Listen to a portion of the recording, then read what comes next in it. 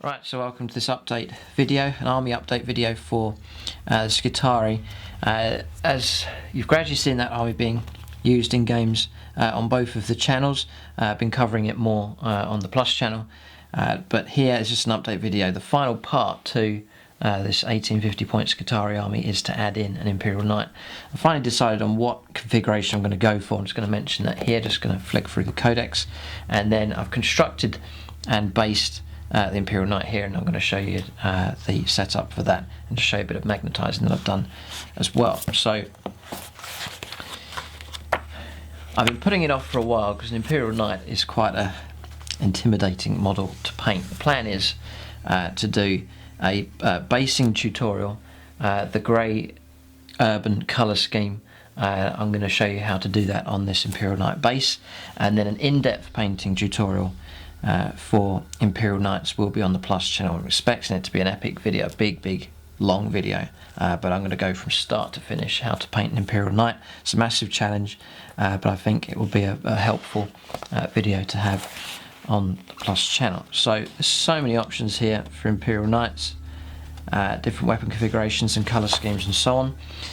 The colours that I'm going for is like this here, to match in with my Skitarii colour scheme that I already have,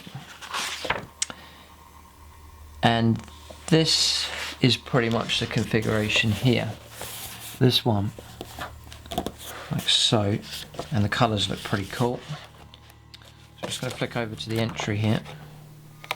So the way I'm putting here it is, yeah, the way I'm putting the Imperial Knight into the Skitarii, so taking a Skitarii battle maniple formation, and then you can build up, add extra formations here. I'm just adding an Oversworn detachment which consists of one Lord of War, and that's it. So just add him into the army and it's no problem, it works fine. Yeah, so the configuration I'm going for is the Knight Warden. It's 375 points, comes with an Avenger Gatling cannon, and then a heavy flame, heavy stubber, and the Reaper chainsword. That's the configuration I'm going for. The iron shield just there, and then because of playing against Brian with his he has a traitor knight here, one for his Night Lords, and he used the Storm Spear rocket pod, which is 40 points, which I thought was a lot. Let's just look it up here. But when he used it in the game, his strength 8 AP 3, it's heavy 3, get 3 shots, range 48, it's a brilliant weapon. You fire at separate targets because it's a Lord of War here. So Gargantuan, a large walker, you can fire at different targets, so I was sceptical of paying 40 points for it, but actually when I've seen it in the game, he was firing at different targets, it actually worked really well. So I'm going to go for that Storm Spear rocket pod upgrade as well, which is 40 points. So just putting it over 400 points there, but I do think that is worth it. I think that's the only other upgrades I'm going to go. I'm just going to keep the heavy stubber, not worry about the Melticum. Yeah, so that's it. So that's the configuration. Just a mixture of anti-armor, combat ability as well with the Reaper chainsword, and then the Avenger Gatling cannon as well. 12 shots, rending, strength 6 AP3, good for hoeing down or hosing down Space Marines. And then light vehicles as well, rending shots as well, monstrous creatures, so multiple functions available for that. The range is pretty good as well, range 36, so pretty happy with that configuration. We'll take a look at the model now, so you can get a view here of how I put it together. Okay, so here's the base. Just here, I'll zoom in so you can see the details in a moment.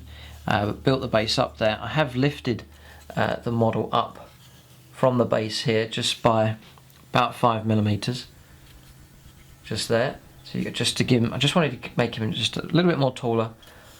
I think every little bit extra helps, just to make an intimidating model just a little bit bigger.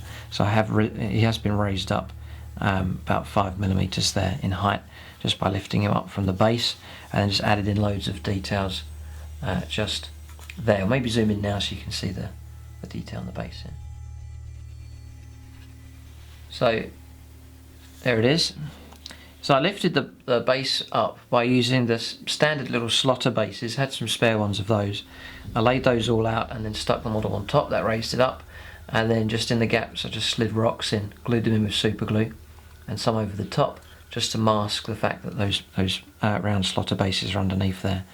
And then super glued on some vehicle accessories, some spare doors, I cut them up and did some battle damage on them. These skulls as well, I super glued those on. They are from Grimm's Skull here, made in Ukraine. You can check them out, look them up on the internet, Grimm's Skull. They do packs of these skulls here, really cool. Just cut those out and stick them on, dotted them all over the base here. And then round the other side, more damage from abandoned weapons. There's a bolter just left there, there's a bolter stuck on here. I've gone 2 over the top, but just to add some interest to the base, because it is quite a large base to fill up. I usually like to add in plenty of details to a large base like this. There's a heavy flamer there, a banner partially covered up as well.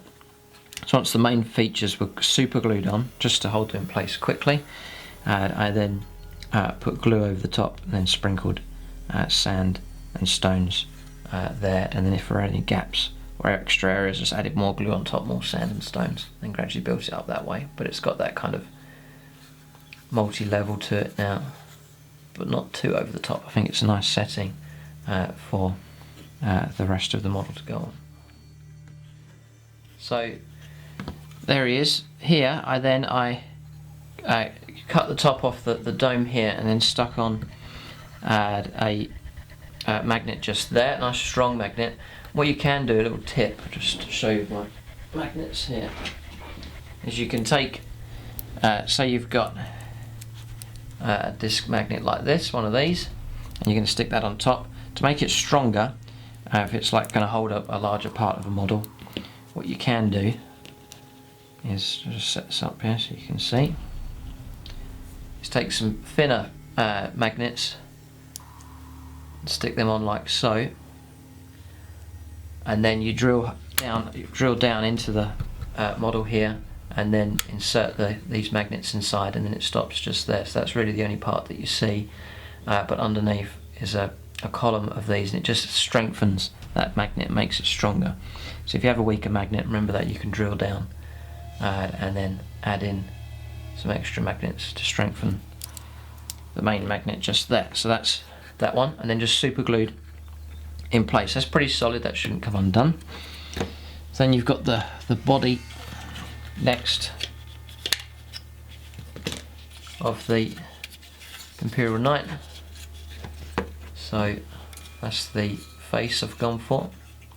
Heavy stubber, kept that loose, doesn't really matter. This shield's loose as well. The face is all glued, that's, I've not magnetized that. Like so. So underneath, just again, inserted a magnet there, and there's a column of magnets running on the inside as well, just to strengthen that one, and that one does snap on pretty strong. That's not going to come undone, that's pretty good. So that's that, but look at the size of this thing, it's a real beast.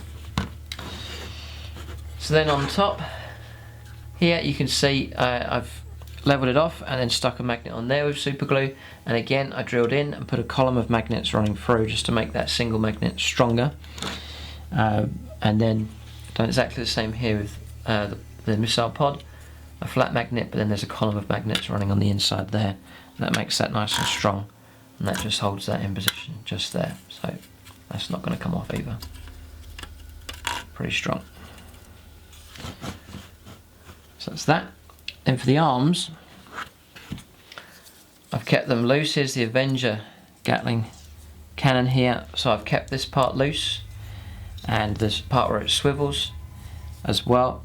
And then for the fixing, I haven't magnetized, I've just kept the connection that Games Workshop provide. So you just put the arm on like so. Let's move that away, and then swing around, and that just holds it in place like so. So there's that maneuverability is there, which I like. I do like that idea. And again, same here for the Reaper chainsword. So all the fixings loose on that. If in the future I did decide to change out this, I'm happy with the configuration. I doubt I'll change it, but there is that possibility.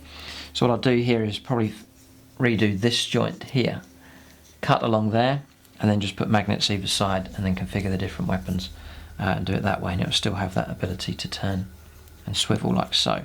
But again, just tilt that on its side here, and then swing it down, and that's that one in position. So I like this configuration here. There's firepower here with the Avenger Gatling cannon, and then the missile pod on top, but also a bit of nasty combat ability here with the Reaper chainsword. So sort of a multi-functional Imperial Knight here, but it's a big model. It's an intimidating project, but I've got a plan. I've got a pretty good idea of how I'm going to paint it, and paint it to match in nicely with the Skitarii army. So it'll be the Skitarii sort of colour schemes. It's going to be reds, silver colours, and then introduce some other colours as well. So in the so this will be 2 videos. First is going to be the basing tutorial. That will be available on this channel here. So that will be the grey urban designed colour scheme for basing. So you'll be able to show from start to finish. I'm going to spray this, undercoat it, and then show you the different stages to getting the basing done.